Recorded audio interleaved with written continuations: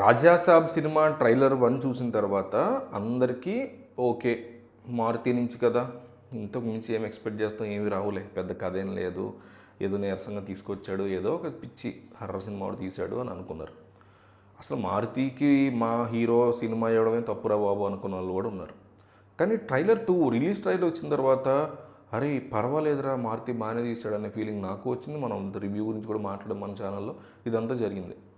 కానీ second trailer రాకుండా ఉంటే బాగుండేమో అనిపించింది నాకు. ఎందుకంటే సెకండ్ ట్రైలర్ ఇచ్చిన హోప్ కానీ ఫీల్ కానీ కాస్తంత ఎక్సైట్మెంట్ కానీ సినిమా మొత్తం ఇవ్వలేకపోయింది.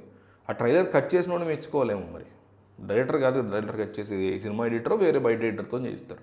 సో వాళ్ళని మెచ్చుకోవాలేమో అనిపించింది. ఎందుకంటే ఈ సినిమాకి ఉన్న కోర్ థింగ్ ఏంటంటే హర్రర్ కామెడీ.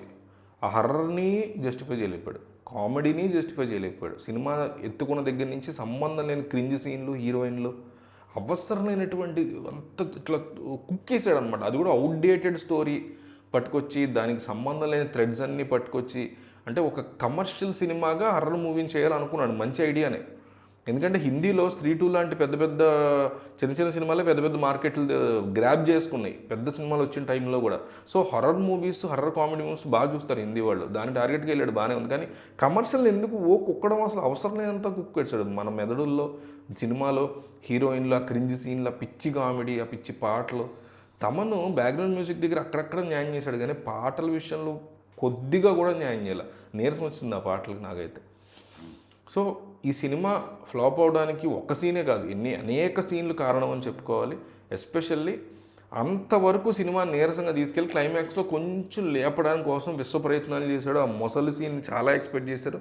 ఆ మొసలి సీన్ ఏమీ లేదు అసలు, చిన్నది. అంటే కొంతమంది ఎక్స్పెక్ట్ చేశారు, నేను ఎక్స్పెక్ట్ చేయాలి, చాలామంది ఎక్స్పెక్ట్ చేశారు, ఫ్యాన్స్, చిన్నపిల్లలు కూడా ఎక్స్పెక్ట్ చేశారు. ఆ మొసలి సీన్కి ఏదో పెద్ద ఉంటుందని ఏమీ లేదు అక్కడ కూడా. లాస్ట్ వరకు తీసుకెళ్ళి కొంచెం హై ఇచ్చే ప్రయత్నం చేశాడు. అప్పటికే సినిమా అంతా నీరు గారిపోయి బోర్ ఫీల్తో ఉన్నారు జనాలు. సో ఇంకా కంప్లీట్గా చిరాకు వచ్చేసి ఉన్నారు. సో ఆ మాత్రం కొంచెం లేపిన లాస్ట్లో దానివల్ల ఇంపాక్ట్ ఉండదు. ఫస్ట్ నుంచి కూడా బోర్డంతో వచ్చి ఇంటర్వెల్లో కొంచెం హై ఇచ్చి క్లైమాక్స్లో ఇంకొంచెం బెటర్ హై ఇచ్చేసరికి ఆడియన్స్ ఏంద్రా బాబు ఇది ఏదో ఫస్ట్ నుంచి జాగ్రత్త తీసుకోవచ్చు కదా, ఓపెనింగ్ సీన్ నుంచి మంచి సీన్లు ఇట్లాంటివి రాసుకుంటూ రావచ్చు కదా, లాస్ట్లో ఒక చిన్న బ్లాక్ పెట్టేస్తే సినిమా ఎట్లా వర్కౌట్ అవుతుంది, చూసే ఆడియన్స్ ఎట్లా చూస్తారని చెప్పి తెగదిట్టుకుంటున్నారు మారుతిని అయితే. ఇట్లా ఉంది రాజాసాబ్ యొక్క థియేటర్లో పరిస్థితి. మంచి ఆపర్చునిటీ. ప్రభాస్ లాంటి పాన్ ఇండియా సూపర్ స్టార్ ఇచ్చాడు డేట్లు, కథ, రిలీజ్ టైం ఏమో సంక్రాంతికి పెట్టారు. పీపుల్ మీడియా ఫ్యాక్టరీ వాళ్ళు, మైత్రి మూవీ మేకర్స్ డిస్ట్రిబ్యూషన్ వాళ్ళు రిలీజ్ తీసుకున్నారు నైజాంలో. ఎంత ఆపర్చునిటీని మారుతి లాంటి డైరెక్టర్, ఆల్రెడీ పక్కా కమర్షియల్ అని ఒక ఫ్లాప్ సినిమా తీసినా కూడా ఇచ్చాడే అవకాశం ప్రభాస్. దండం పెట్టాలి ప్రభాస్. దాన్ని ఉపయోగించుకోకపోవడం మారుతి కంప్లీట్ డిజాస్టర్.